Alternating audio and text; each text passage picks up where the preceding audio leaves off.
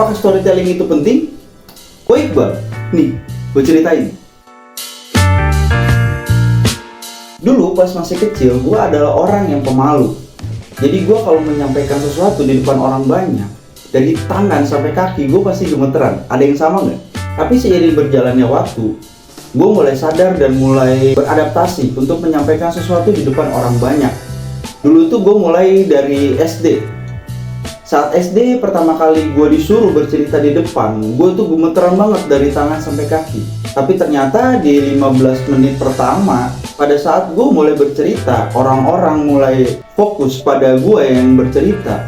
Di situ ada suatu sensasi, dimana saat lo bercerita dan lo didengarkan, menurut gue adalah suatu sensasi yang sangat luar biasa. Di situ kemampuan berbicara gua dan kemampuan nggak tahu malu gua mulai terasah. Lanjut dari SD ke SMP. Di SMP pun gua nggak tahu malu banget ya. Tapi di SMP gua mulai mengeksplor segi dari berbicara gua, dari segi intonasi gua dan segala macam. Di SMP gua improve banget lah.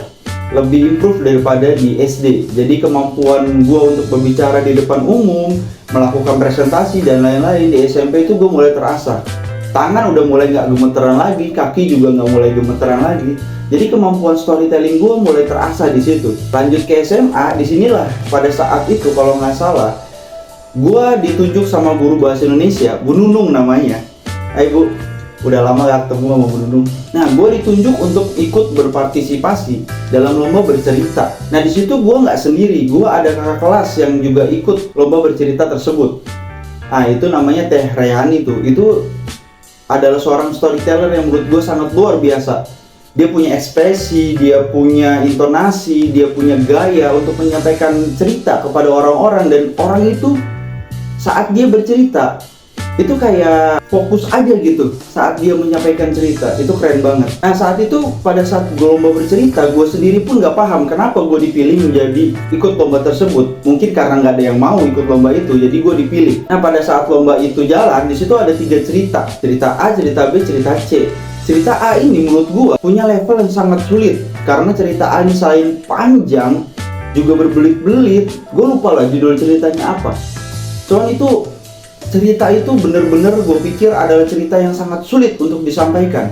Cerita yang kedua adalah cerita yang menurut gue medium, karena itu punya alur cerita yang nggak terlalu rumit dan gampang dihafal. Dan yang ketiga itu isi, tapi itu terlalu pendek banget menurut gue. Dan kalau milih cerita itu, kalau dapat cerita itu, menurut gue kayak menang pun nggak ada pride-nya atau kebanggaan. Nah pada saat lomba bercerita itu, jadi ada pengundian di 3 cerita tadi yang gue ceritain, itu diundi kepada setiap pesertanya. Nah saat itu kebetulan gue dapat cerita yang nomor 2, sama seperti Teh Rayani juga dapat cerita nomor 2. Saat itu gue nggak nyangka, ternyata pada saat gue melakukan lomba itu dan diumumkan hasilnya, itu ternyata Teh Rayani pasti juara, karena dia memang punya gaya dan kemampuan dalam bercerita. Dia juara pertama. Dan gue nggak nyangka-nyangkanya gue juara ketiga saat itu.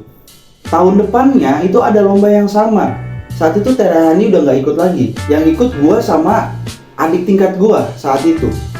Nah, kalau yang kedua, tahun kedua ini, pada saat lomba bercerita itu adalah cerita yang sama yang dulu tahun lalu dipakai. Nah, guru gue Bu Nunung tuh udah kayak, wah Iqbal pasti juara nih tahun ini.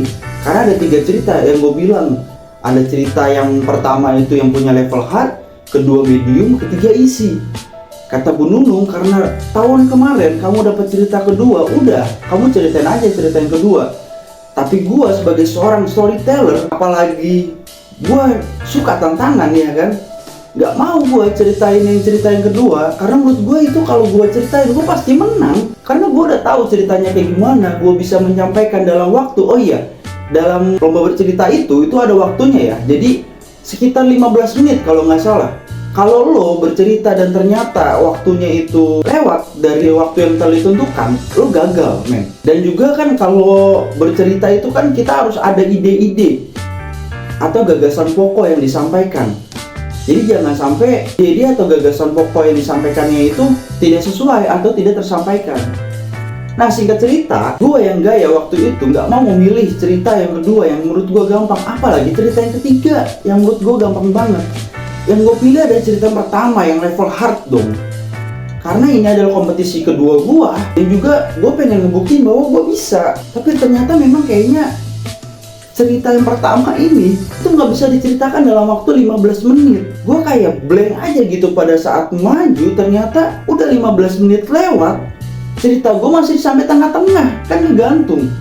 Akhirnya di situ gue kayak kesel juga, kenapa milih cerita yang pertama gitu kan, kenapa nggak milih cerita yang kedua yang dulu. Kalau misalkan kedua mungkin gue menang, mungkin juara pertama ya kan. Tapi di situ gue tetap dapat juara pertama, tapi harapan satu. It's okay menurut gue. Nah, yang mau gue sampaikan adalah kalau lo punya kemampuan storytelling atau kemampuan untuk menyampaikan ide atau gagasan lo kepada orang lain, itu bakal jadi suatu hal yang berharga buat diri lo, baik dari kehidupan sosial lo, kehidupan kerjaan lo, atau kehidupan bermasyarakat lainnya lah, atau kehidupan berpasangan misalnya. Saat lo bisa mempunyai kemampuan storytelling atau menyampaikan ide atau gagasan lo ke orang lain, itu bakal jadi hal yang luar biasa. Karena storytelling bukan hanya sekedar menceritakan suatu kisah atau suatu dongeng, tapi lebih ke lo bisa menyampaikan ide atau gagasan lo untuk orang lain mengerti. So itu menurut gua, storytelling itu penting banget lo miliki. Gue Iqbal, see you on next video.